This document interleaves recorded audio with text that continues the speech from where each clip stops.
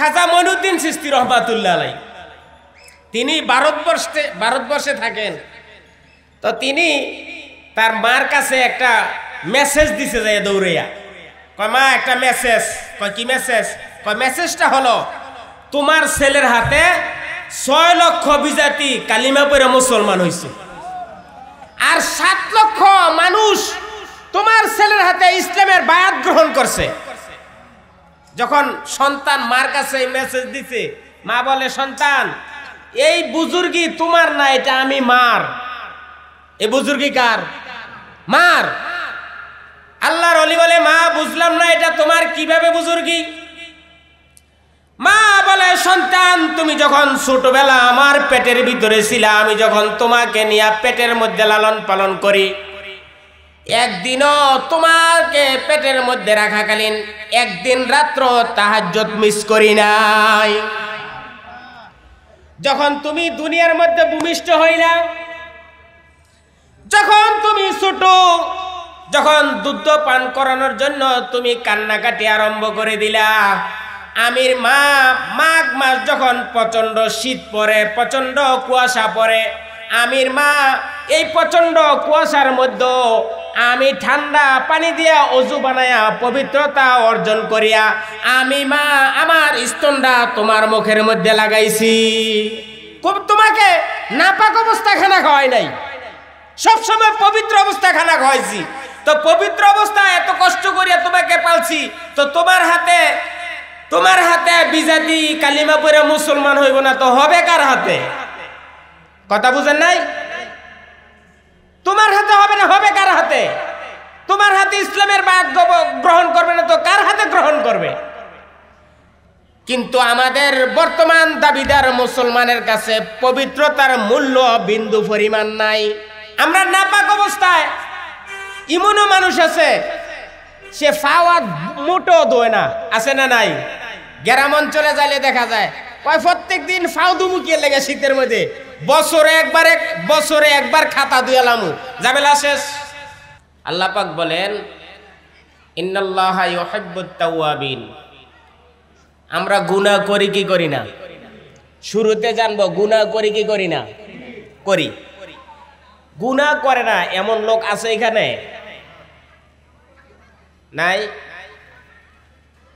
গুনাহ সবাই করে, গুনাহ করে না এমন ব্যক্তি নাই, কারো কম কারো বেশি, গুনাহ মোটামুটি সবার আছে।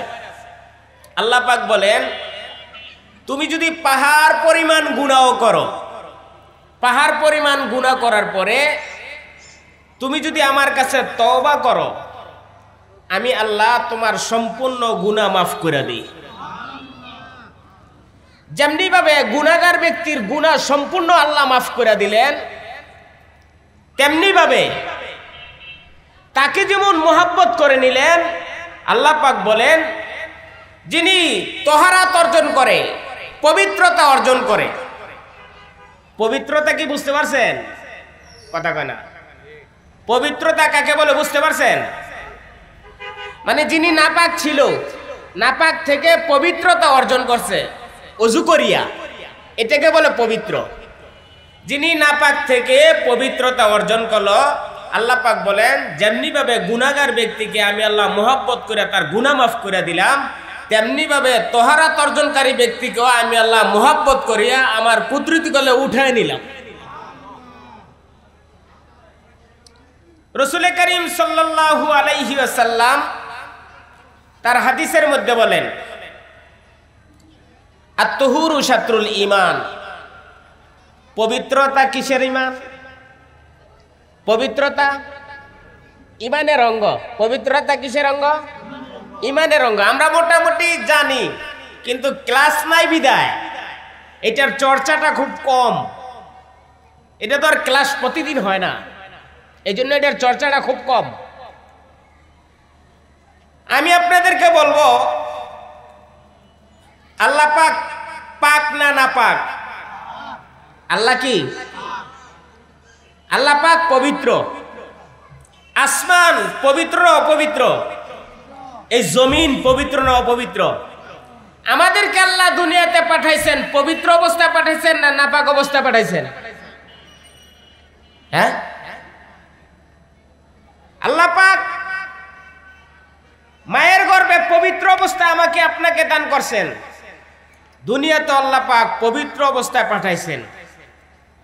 আমি ইসলামের উপর ভূমিষ্ঠ হয়েছি, কিন্তু মাঝখানে জমিনের উপরে কিছুদিন বিরাজ করার পরে আমি জমিন নাপাক করে ফেলছি, আমার দেহ নাপাক করে ফেলছি, আমার শরীরের ভিতরে যা কিছু আছে অঙ্গ প্রত্যঙ্গ সবকিছু নাপাক করে ফেলছি। আল্লাহর তৈরি জান্নাত যদি পাক হয়, আল্লাহ পাক বলেন আমি যেমন পাক, আমার দেওয়া জান্নাত তেমন পাক, আমার বান্দাও হবে পাক। আমার জান্নাতের ভিতরে আমার বান্দা পবিত্র অবস্থায় সেখানে বসবাস করবে, সেটাও পবিত্র পাক। কিন্তু এখন নাপাকি অবস্থায় দুনিয়ার বেজালে হাবুডুবু। কেউ সুদের বেজালে আছে না? নাই। সুদ নাই। কেউ গুনার নাপাকে হাবুডুবু, গুনাহ নাই। মানে বিভিন্ন প্রকারে, কয়টা বলবো, বিভিন্ন প্রকারে বেজালের মধ্যে আবদ্ধ। সেখান থেকে যে বের হব সেটা নাই। আপনার সাথে কয়টা পা আছে? কয়টা? দুইটা পা আছে। আমরা যখন মসজিদে যাই কোন পাও দিয়ে ঢুকি? কি দোয়া পড়ি? হ্যাঁ, আমরা যদি সম্ভব হয় ভাই বইসা যাই, পরিবেশটা একটু সুন্দর হবে। আমরা যখন মসজিদে ঢুকি তখন ডাইন পাও দিয়ে ঢুকি, তখন বলি আল্লাহুম্মা ফতাহলি আবওয়াব রাহমাতিক। তার অর্থ হলো কি? যে আল্লাহ আপনি আমার জন্য আপনার রহমতের দরজা খুলে দেন। আমার জন্য কি করেন? রহমতের দরজা খুলে দেন। ঢুকছে কোন পাও দিয়া? ডাইন পাও দিয়া। অবশিষ্ট আছে কোন পাও? বাম পাও। এখন বাম পাও আপনার জন্য বলতেছে। আমরা কিন্তু এখন মসজিদ মুখী না, এই জন্য এই কথাটা বলতেছি। আমি মসজিদের ইমাম, 2 জন 3 জন নিয়ে উক্তিও নামাজ পড়ি মাঝে মধ্যে 10-15-20 জন হয়। শহরের মসজিদগুলো এগুলো হয়তো নিস্তালা ভরে। তো মসজিদে ঢোকার সময় বলছি আল্লাহুম্মা ফতাহলি আবওয়াব রাহমাতিক, যে আল্লাহ আপনি আমার জন্য আপনার রহমতের দরজা খুলে দেন। এখন বাম পাও বলতেছে আপনার জন্য যে আল্লাহ এই নাফরমান তাকে আপনি 2টা পাও দান করছেন, তার ডান পাও দিয়ে মসজিদের ভিতরে ঢুকে গেছে, কিন্তু এখন বাম পাও, সে তো আর মসজিদে বাম পাও দিয়ে ঢুকবে না, দোয়াও কি পড়বে? এখন এই পাউডারে কি করবেন? এমন মানুষ আছে না মসজিদে যায় না, কথা কয় না, শুক্রবারে নামাজও পড়ে না। এখন তো আর মসজিদও যাইবো না, দোয়াও পড়বো না, বাম পাও ঢুকবো না, তো বাম পাও দোয়া করে, আয় আল্লাহ আপনার কাছে আমি ফরিয়াদ জানাই, এই নাফরমানকে আপনি দুনিয়াতে পাঠাইছেন, এই নাফরমান দুনিয়াতে আসার পরে আপনার নাজ নিয়ামত ভক্ষণ করছে, আপনার পবিত্র জমিনের উপরে বিচরণ করছে, আপনার দেওয়া সূর্যের তাপ সে গ্রহণ করছে, চন্দ্রের আলো সে গ্রহণ করিয়া নিছে। আপনার সমস্ত নাজ নিয়ামত ভক্ষণ করার পরে ডান পাও দিয়া মসজিদে ঢুকবে। এখন তার ডান পাও মসজিদের মধ্যে চলে গেছে, তার পার্শ্ববর্তী আরেক মুসলমান ভাই সে মসজিদের মধ্যে যায় না, এখন তার বাম পাও কি করবে?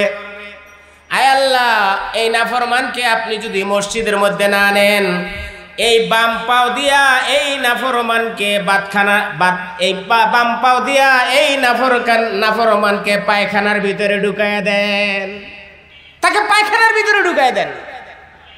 আপনার জন্য দোয়া করতেছে, নেক দোয়া করছে কোন পাও, আর বদ দোয়া করছে কোন পাও? এই 2 পাও কি আপনার শরীরের অংশ না? অংশ না, শরীরের অংশ হওয়ার পরে আপনার জন্য বদ দোয়া করে, কারণ কি? এরে মুসলমান, আল্লাহর গোলাম,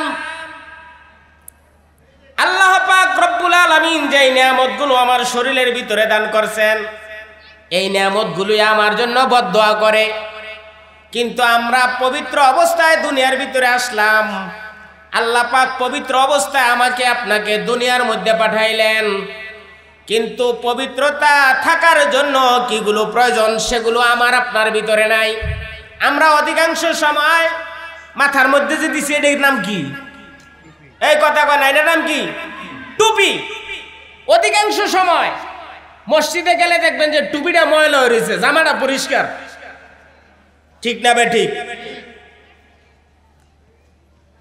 মসজিদে গেছে, জামাটা পরিষ্কার, টুপিটা ময়লা, কারণ টুপিটা সপ্তাহে একবার কাজে লাগে আর জামাটা সব সময় কাজে লাগে। কিন্তু তার কাছে এই যে একটা টুপি সুন্নত, এই সুন্নতের তার কাছে মূল্য নাই। কিন্তু সে পবিত্র জামা পইরা বেড়াইতে যায়, অথচ তার একটা টুপি সুন্নত, এটা সে দুইতে মন থাকে, কারণ সপ্তাহে একবার পরে। আবার কিছু কিছু মুসলমান আছে, আমরা যখন আমাদের সন্তানগুলো, বর্তমান ডিজিটাল যুগের যে সন্তানগুলো আছে, এগুলো যখন রাস্তা দিয়া হাঁটে, রাস্তার পাশে প্যান্টের চেনটা খুইলা তার লালাটা বের করে প্রস্রাব করে দিছে, আসে না নাই? দাঁড়াই ছেড়ে দিছে, কিন্তু তিনটা লারা দিয়া চেনটা লাগায় আবার আগের মতো হাঁটা আরম্ভ করে দিছে। এমন মানুষ মনে হয় জমিনের উপরে নাই। কথা কয় না? আছে তো, কন্যা কিল্লিগা আবার আগের মতো সেন্টার লাগাইয়া লালাটা ভিতরে ঢুকাইয়া আগের মতো হাঁটা আরম্ভ করে দিছে।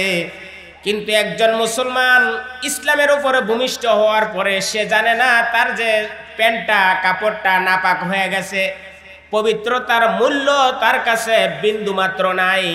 আল্লাহ পাক বলেন, এই পবিত্র কাপড় নিয়ে যদি বান্দা হাজারো সেজদা দেয়, একটা সেজদাও আল্লাহর কাছে কবুল হবে।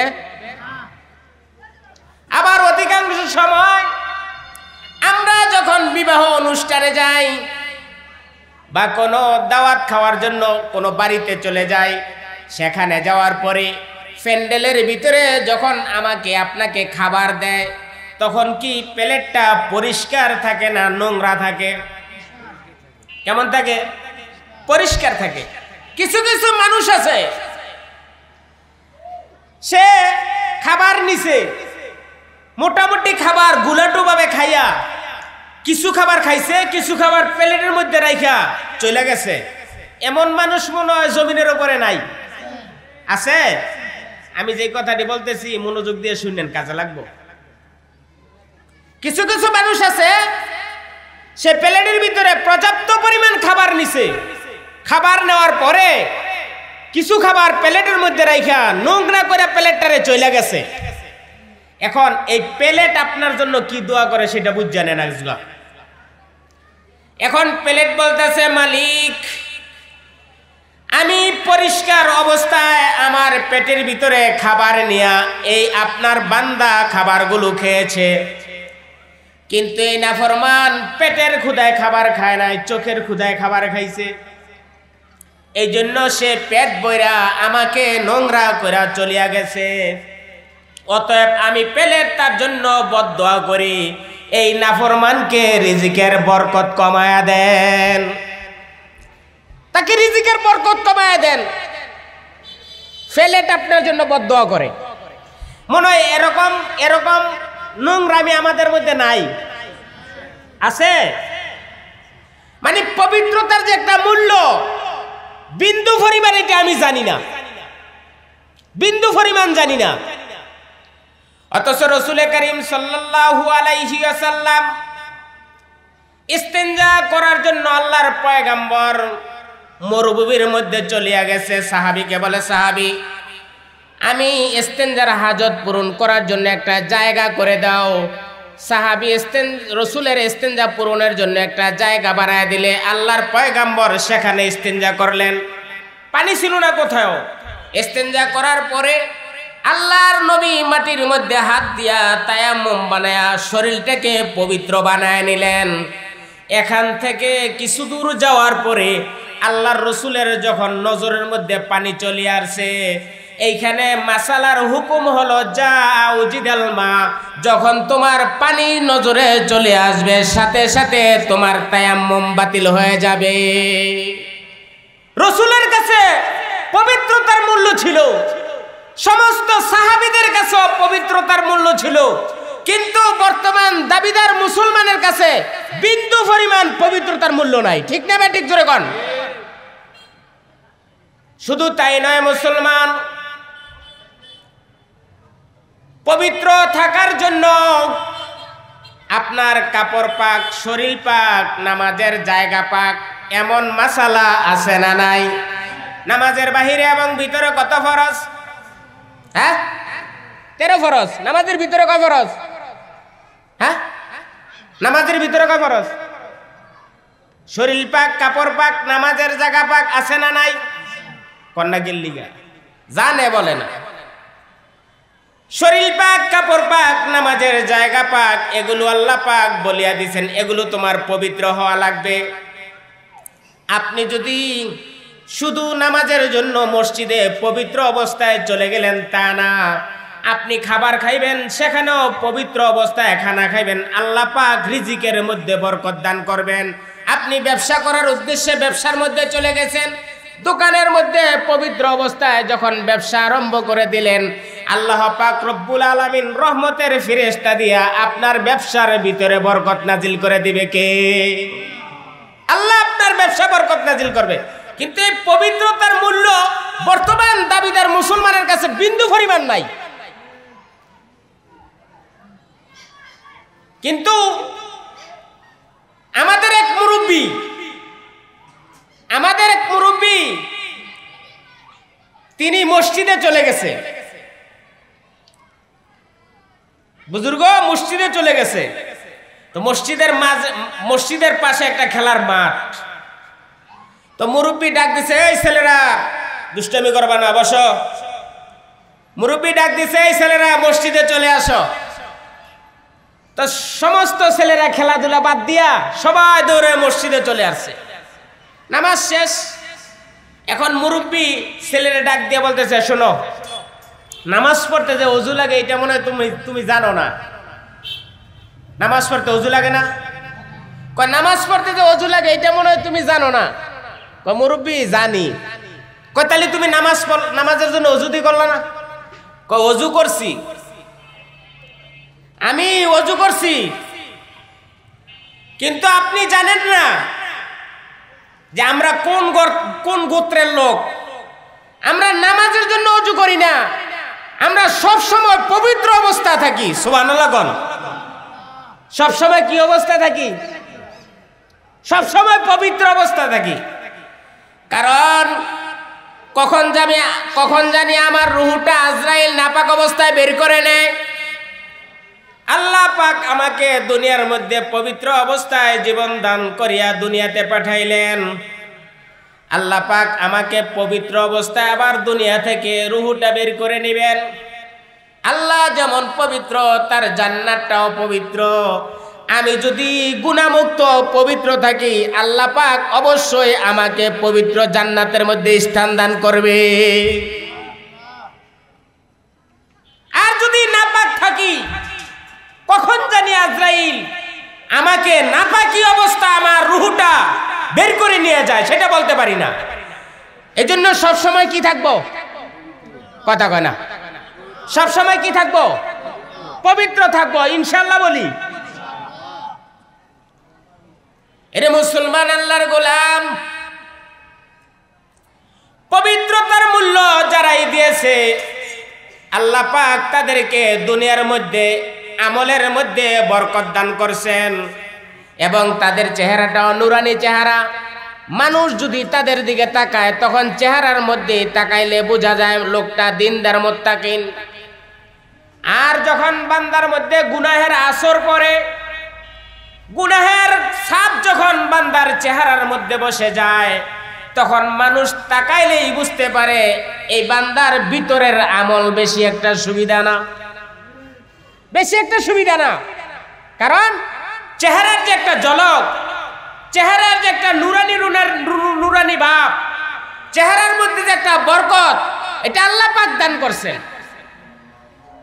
এমন পুরুষের মধ্যেও ছিল, নারীদের মধ্যেও ছিল, পবিত্রতার মূল্য দিছে। ঠিক না বা ঠিক জোরে কোন? নারীদের মধ্যে নাই? বহু নারী আছে। এক বুজুর্গ এক ওয়াকিয়া শোনায়, এক মহিলা সুন্দর খাবার পাকাইছে। এই মনোযোগ দিয়ে শুনেন, বাসা বাড়িতে যে সমস্ত মা বোনেরা আছেন এই ঘটনাটা মনোযোগ দিয়ে শুনেন। এক মহিলা সুন্দর করিয়া খাবার পাকাইছে। খাবার পাকাইয়া বক্সের মধ্যে বইরা তার বাচ্চাকে দিয়ে বলছে, অমুক জায়গায় এক ফিশ সাহেব থাকে, এই খাবারগুলো ফিশ সাহেবের কাছে নিয়ে দিয়ে আসবা। আর ফিশ সাহেবকে বলবা যখন আমার মা এই খাবারগুলো পাকাইছে সুবহানাল্লাহ বলার জন্য রেডি থাকেন। যখন আমার মা এই খাবারগুলো পাকাইছে তখন 21 বার সূরা ইয়াসিন তেলাওয়াত করছে। আমাদের দেশের নারীরা কয়বার সূরা ইয়াসিন পড়ে? এই বলেন না কেন? একবারও না। আরে আমাদের দেশের নারীরা তো সিরিয়াল গন্যই কুল পায় না, শুধু সিরিয়াল করে, সিরিয়াল। ঠিক না ঠিক কয় না? আমার বিবি শাক এক বাসায় গেছে। এক বাসায় যাওয়ার পরে মহিলা ভাত পাক করতেছে আর পাশের রুমে তার শ্বশুর মৃত্যুর শয্যায়। এই মহিলা জোরে সাউন্ড দিয়ে টিভি দেখতেছে আর এদিক দিয়া তরকারিও করতেছে, এন্দা ভাতও পাকাইতেছে। টিভি দিয়া সব না গুনাহ? এই টিভি দিয়া সব না গুনাহ? গুনাহ। টিভি দিয়া যদি গুনাহ হয় এই গুনার আসর তরকারি আর ভাতের মধ্যে পড়তে পারে না। এই খাবার খাইলে এই খাবার কি আপনাকে মসজিদে নিব, ইবাদতের দিকে নিব, শয়তানির দিকে দিয়ে যাইব? তো এই মহিলা খাবার পাকাইতেছে, আমার ম্যাডাম আইসা বাসায় বলতেছে এক মর্মান্তিক ঘটনা দেখাইলাম। কি কি ঘটনা? ঘটনা হইলো পাশের বাসায় মহিলা জোরে সাউন্ড দিয়ে টিভিতে আর তার শ্বশুর মৃত্যুর বিছানায়, মারা যাইব বাপ। কিন্তু মহিলা টিভিও দেখতেছে আবার তরকারি ভাতও পাকাইতেছে। আচ্ছা, টিভি দিয়ে যদি গুনাহ হয়, গুনার আসর ভাত আর তরকারির মধ্যে পড়লে এই তরকারি আর ভাত খাইলে ইবাদতের দিকে নিব? কই নিব? হ্যাঁ, মসজিদ ছাড়া ভিন্ন দিকে নিয়ে যাইবে। কিন্তু আমাদের বর্তমান যুগের মুসলমানের কাছে বিন্দু পরিমাণ পবিত্রতার মূল্য নাই। সমস্ত সাহাবাই কেরাম পবিত্রতার মূল্য দিয়েছেন, নবীগণ পবিত্রতার মূল্য দিয়েছেন। এমন হাজার হাজার ঘটনা আছে, কিন্তু আমরা বর্তমান জমানার দাবিদার মুসলমান পবিত্রতার মূল্য দিতে জানি না। এক বুজুর্গ তার বাসায় যখন তার ফসলাদি চাষ করে জমিনের মধ্যে, এই কৃষক ব্যক্তিটা তার জমিনের মধ্যে যখন ফসল ফলানোর জন্য হাল চাষ করার জন্য জমিনের মধ্যে নামছে, আল্লাহর বান্দা যখন হাল চাষ করা আরম্ভ করছে তখন অজু অবস্থায় হাল চাষ করছে। ওকে আর ভিতরে লেখে বান্দা যখন বীজ বপন করছে তখন অজু অবস্থায় বীজ বপন করছে। আবার যখন আল্লাহর বান্দা এই বীজ বপনের মধ্যে নিরানের উপযুক্ত হয়েছে আগাছা পরিষ্কার করার সময়, আল্লাহর বান্দা যখন আগাছা পরিষ্কার করে দিলেন তখনও অজু অবস্থায় আগাছা পরিষ্কার করলেন। যখন সেখান থেকে গম বা ধানগুলো কাটিয়া বাড়িতে আনবেন তখনও অজু অবস্থায় এগুলো কাইটা বাড়িতে আনছেন। বাড়ির যেই সমস্ত মহিলারা এগুলো পরিষ্কার করিয়া নিলেন তারাও পবিত্র অবস্থায় এগুলো পরিষ্কার করে নিলেন। আল্লাহর বান্দা এই গমগুলো যখন আটা বানানোর জন্য মেশিন ঘরের মধ্যে নিয়ে যাবেন তখনও অজু অবস্থায় মেশিন ঘরে নিয়ে গেছে। যখন মেশিন ঘরে মেশিনের মালিক আটা ভাঙাইছে, এই গম থেকে যখন আটা ভাঙাইছে তখন মেশিনের মালিক অজু অবস্থায় আটা ভাঙাইছে। যখন এই বান্দা আটাগুলো মেশিন ঘর থেকে মাথায় বহন করে বাড়িতে নিয়ে আসছে তখনও অজু অবস্থায় বাড়িতে আনছে।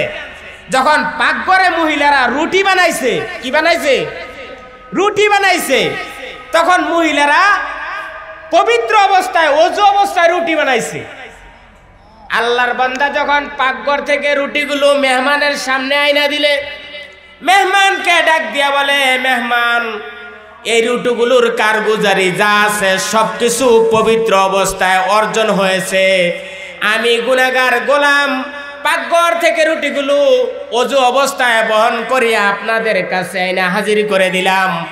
এই পবিত্র অবস্থায় পবিত্র খাবারগুলো যদি আপনি খান, এই পবিত্র খাবার আপনাকে ইবাদতের দিকে নিয়ে যাবে। এই খাবারগুলো আপনাদের জন্য বরাদ্দ করে দিলাম, খেয়ে নেন। পবিত্র খাবার খেয়ে নেন। এখন পবিত্র খাবার নাই দেখি তো আমাদের ঘরে হয় তসলিমা নাসরিন, কথা কয়রা। পবিত্র খাবার নাই দেখা আমাদের ঘরে হয় নাককাড়া আর কানকাড়া শামসু, কথা বুঝেন নাই? কারণ পবিত্র নাই। যাদের ঘরে যাদের খাবার পবিত্র, পেট পবিত্র, তাদের ঘরে শাহজালাল ইয়ামানি রহমতুল্লাহের মতো অলি জন্ম হয়, বাইজিদ বুস্তামির মতো অলি তাদের পেটে জন্ম হয়, কথা বুঝেন নাই? কিন্তু আমাদের পেট তো পবিত্র না। আমাদের দেশের বিভিন্ন নারীরা যারা মার্কেট ঘুরে বেশি, খেয়াল করে শুনলেন, আমাদের দেশের কিছু কিছু নারী আছে সব সময় মার্কেটের সিরিয়ালে সপ্তাহে হোক বা প্রতিদিন হোক যখন তখনই মার্কেটে চলে। আবার কিছু কিছু নারী আছে এমন অবস্থায় যায় বোরকাটা ডিলা ডালা পরিয়া পর্দা রক্ষা করিয়া যায়। আবার কিছু কিছু এমন নারী আছে পাতলা একটা রেশমি কাপড়ের শাড়ি পরিধান করিয়া তার পেটটা অর্ধেকটা বাওয়াইয়া আর অর্ধেকটা ডাইকা মার্কেটের মধ্যে রওনা দিছে। এমন নারী আমাদের সমাজে আছে না নাই? কথা কয় না? তো তাদের ঘর থেকে বাইজিদ বুস্তামি বেরিব, কথা কয় না? বাইজিদ বুস্তামি বেরিব, এটার ঘর থেকে তো তসলিমা নাসরিনই বেরিব। আমি যখন এক মসজিদে থাকি বরপা, এক মুসল্লি এক বাচ্চা নিয়ে গেছে ছোট, কয় আমার এই নাতিনটারে ফু দেন। কে লেগে ফু দিতাম? কয় এই ছেলেটা টিভি নেশার লেখানা খানা। কি নেশার লেখানা খানা? টিভি নেশার লেখানা খানা। আমি বললাম কি রে, এই ছোট বাচ্চার মধ্যে টিভির আকর্ষণ কিভাবে আসলো?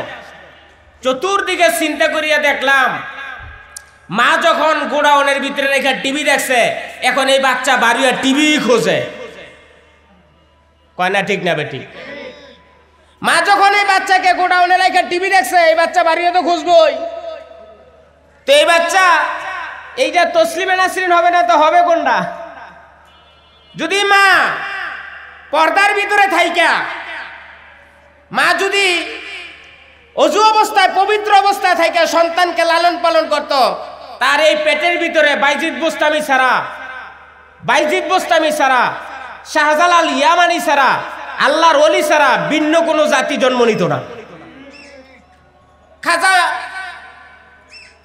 খাজা মঈনুদ্দিন চিশতি রহমাতুল্লাহ আলাইহি, তিনি ভারতবর্ষে থাকেন। তো তিনি তার মার কাছে একটা মেসেজ দিছে যায় দৌড়াইয়া, কয় মা একটা মেসেজ। কয় কি মেসেজ? কয় মেসেজটা হলো তোমার ছেলের হাতে 6 লক্ষ বিজাতি কালিমা পড়ে মুসলমান হয়েছে, আর 7 লক্ষ মানুষ তোমার ছেলের হাতে ইসলামের বায়াত গ্রহণ করছে। যখন সন্তান মার কাছে এই মেসেজ দিছে, মা বলে সন্তান এই বুজুর্গি তোমার না, এটা আমি মার। এই বুজুর্গি কার? মার। আল্লাহর ওলি বলে মা বুঝলাম না এটা তোমার কিভাবে বুজুর্গি? মা বলে সন্তান তুমি যখন ছোটবেলা আমার পেটের ভিতরে ছিলা, আমি যখন তোমাকে নিয়ে পেটের মধ্যে লালন পালন করি, একদিনও তোমাকে পেটের মধ্যে রাখাকালীন একদিন রাত্র তাহাজ্জুদ মিস করি নাই। যখন তুমি দুনিয়ার মধ্যে ভূমিষ্ঠ হইলা, যখন তুমি ছোট, যখন দুধ পান করানোর জন্য তুমি কান্নাকাটি আরম্ভ করে দিলা, আমির মা মাঘ মাস যখন প্রচন্ড শীত পড়ে, প্রচন্ড কুয়াশা পড়ে, আমির মা এই প্রচন্ড কুয়াশার মধ্যে আমি ঠান্ডা পানি দিয়া অজু বানায়া পবিত্রতা অর্জন করিয়া আমি মা আমার স্তনটা তোমার মুখের মধ্যে লাগাইছি। তোমাকে নাপাক অবস্থা খানা খাওয়াই নাই, সবসময় পবিত্র অবস্থা খানা খাওয়াইছি। তো পবিত্র অবস্থায় এত কষ্ট করিয়া তোমাকে পালছি, তো তোমার হাতে বিজাতি কালিমা পড়ে মুসলমান হইব না, তো হবে কার হাতে? কথা বুঝেন নাই? তোমার হাতে হবে না, হবে কার হাতে? তোমার হাতে ইসলামের বাক্য গ্রহণ করবে না, তো কার হাতে গ্রহণ করবে? কিন্তু আমাদের বর্তমান দাবিদার মুসলমানের কাছে পবিত্রতার মূল্য বিন্দু পরিমাণ নাই। আমরা নাপাক অবস্থায়, ইমনও মানুষ আছে সে ফাওয়া মুটো দোয় না, আছে না নাই? গ্রাম অঞ্চলে যাইলে দেখা যায় কয় প্রত্যেক দিন ফাও দুমুকিয়ে লেগে শীতের মধ্যে বছরে একবার খাতা দুয়ালামু, ঝামেলা শেষ। কথা বুঝেন নাই? প্রতিদিন ফাও দিলে তো কষ্ট হইব, এই জন্য বছর একবারে খাতা দুয়ালামু, ঝামেলা মুক্ত। এমন মুসলমানও আমাদের সমাজে বসবাস করে। কিন্তু কিছু কিছু মুসলমান আছে, তারা তাদের শরীরটাকে পবিত্র রাখার জন্য, তাদের রুহটাকে পবিত্র রাখার জন্য আল্লাহর পবিত্র জান্নাতে যেতে পারে, এই আশাই আল্লাহর কাছে কামনা করে। আল্লাহ পাক আমাদের সকলকে পবিত্র অবস্থায় পবিত্র জিন্দেগি গঠন করিয়া দুনিয়া থেকে আখিরাতের দিকে যাওয়ার তৌফিক দান করে। সকলে বলে আমিন।